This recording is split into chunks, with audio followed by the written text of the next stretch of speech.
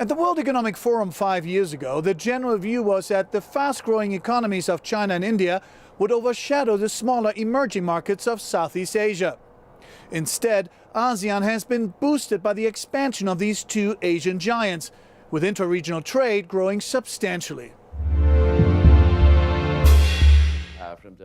At Davos this year, the Chinese delegation was the largest in the forum's history, with India not far behind. But there was also a growing recognition that it is Asia as a whole that is the engine of the world's growth.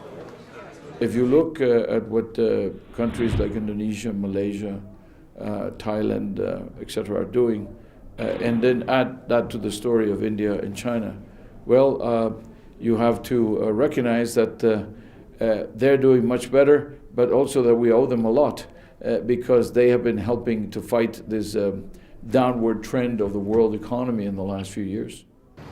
Indeed, when the world economy went into freefall, China barely stumbled, last year returning to staggering growth of more than 10%. India too is expanding at 9%, and as these two powerhouses grow, their focus is turning to regional relationships. These are still very much driven by dynamic trade expansion. That is not only concentrated upon China alone, but it's a multipolar thing. It's partly Japan, Korea, China, India, ASEAN itself. 2 or 3 years ago, it was about exporting to the West, and they still do export to the West.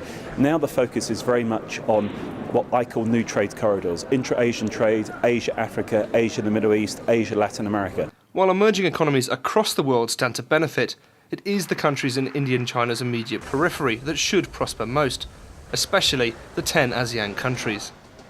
Since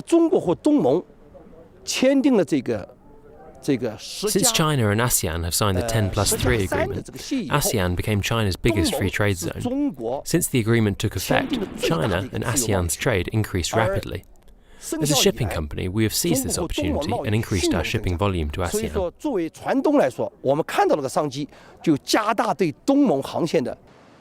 It's an understandable association.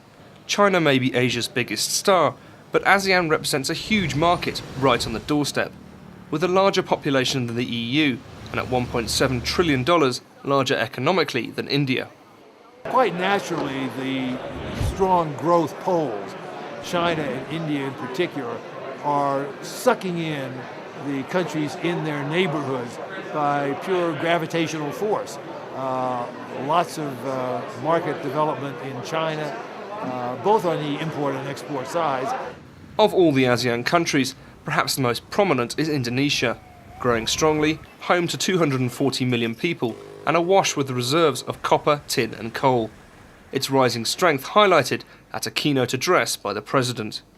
Asia is of course more than China, Japan and India. When you think of Asia, also think Indonesia and ASEAN.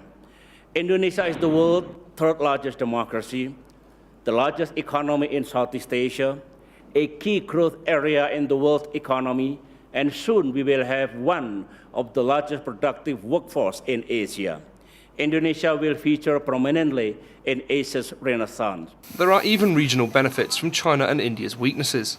As their economies rise, so does wage inflation, making them less competitive. This will be to the benefit of cheaper neighbours in ASEAN, where wages are lower. China's competitiveness is not what it was a few years ago because, wage inflation on that. So I think, the market forces are going to evolve around that, but it's also going to mean that, how economies worked 5 years ago is not how they're going to have to work 5 years from now, because if they did what they did 5 years ago, they're going to fall by the wayside.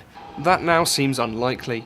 ASEAN countries are adapting well to change and boasting impressive growth numbers, predominantly in the range of 5 to 7%. And as the wider region strengthens, it cements its role as the new economic centre of the world. Perhaps during my lifetime, we've been used to the Atlantic Ocean being the centre of gravity, and that's moving away. The centre of gravity is basically going to move to the Indian Ocean and the Pacific Ocean. And the Indian Ocean is traditionally where the centre of gravity of the world has always been, and that's something that we've forgotten over the last 200 years of Western dominance.